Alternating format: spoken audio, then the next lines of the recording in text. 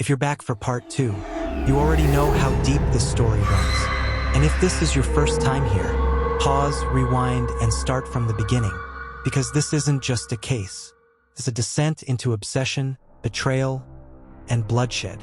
On this channel, we dive into the darkest corners of love, where not everyone walks away. If you're drawn to real stories with sharp turns and sharper consequences, subscribe and turn on notifications. Because the deeper we dig, the more dangerous the truth becomes. Let's continue. 3 months after vanishing from Savannah, Emily Carson wasn't just surviving. She was trying to start over. New town, new name. She called herself Emily Emerson now. She dyed her hair a deep chestnut brown, traded her old phone for a flip model, kept to herself. Hinesville, Georgia was quiet. The kind of town where nothing made the news unless it involved a high school football game or a lost dog. To Emily, that quiet was everything. She worked at a sleepy art supply store that barely saw a dozen customers a day. Most were retirees or hobbyists, the kind of people who asked how your day was and genuinely wanted to hear the answer. At night, she painted again. First with trembling hands, then with calm focus. She started therapy, picked up pottery, adopted a gray tabby named Juniper, and slowly, inch by inch, she began to breathe. Then she met Ethan. He taught art at the local middle school. Tall, soft-spoken, gentle. He had this way of listening that made you feel like every word mattered.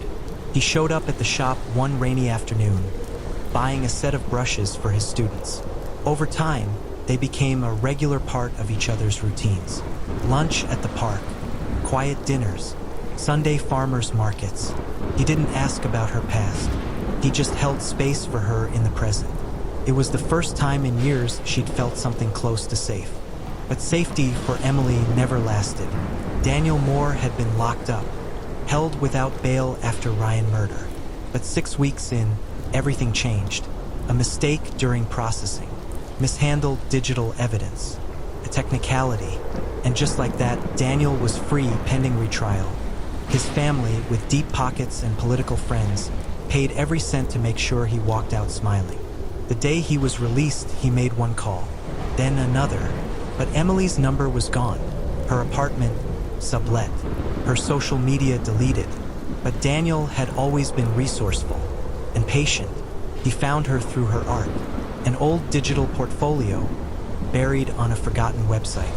The brushstrokes were hers, muted skies, lonely windows, faceless people, and the newest post was a photo, her and Ethan, laughing, standing in front of a painting of a city at night.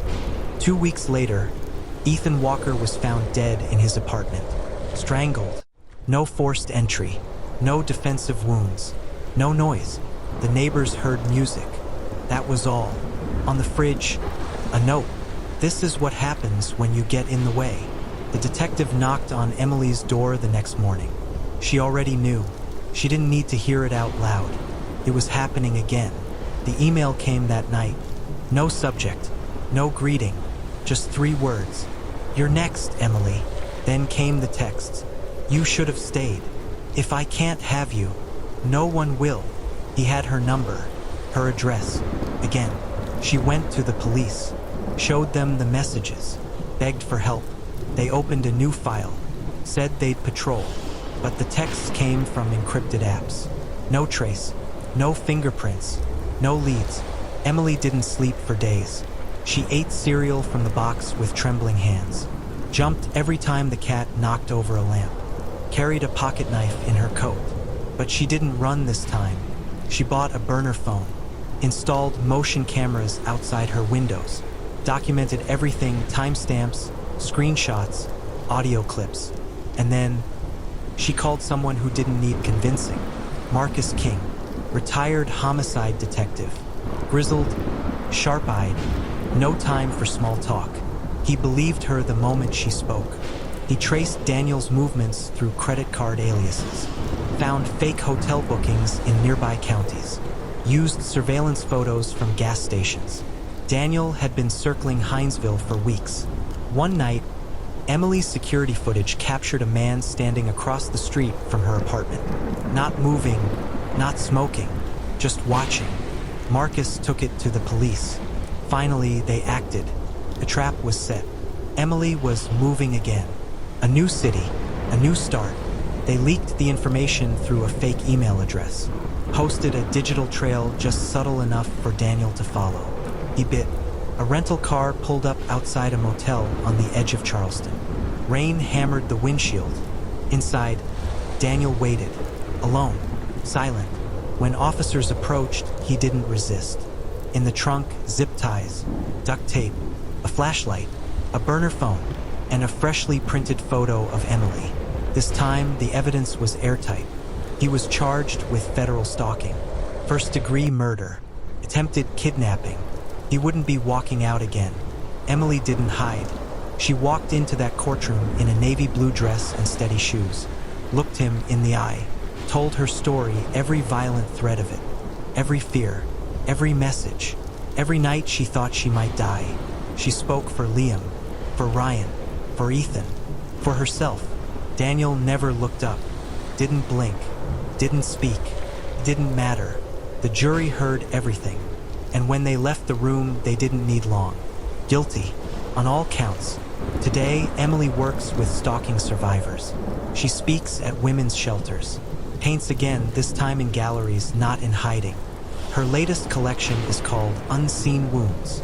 It features soft tones and jagged shadows, windows, reflections, silhouettes of the past.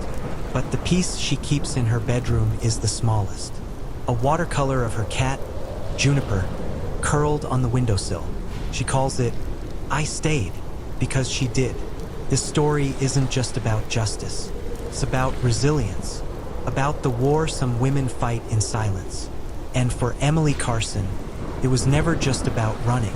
It was about refusing to be erased. If you've made it this far, thank you for stepping into the shadows with us. If this story struck a nerve, if the tension lingered, or you're left wondering what comes next, you're not alone. Be sure to subscribe and enable notifications. There's always another mystery to uncover, another voice that demands to be heard. Until next time, stay vigilant, stay safe, and never stop seeking the truth.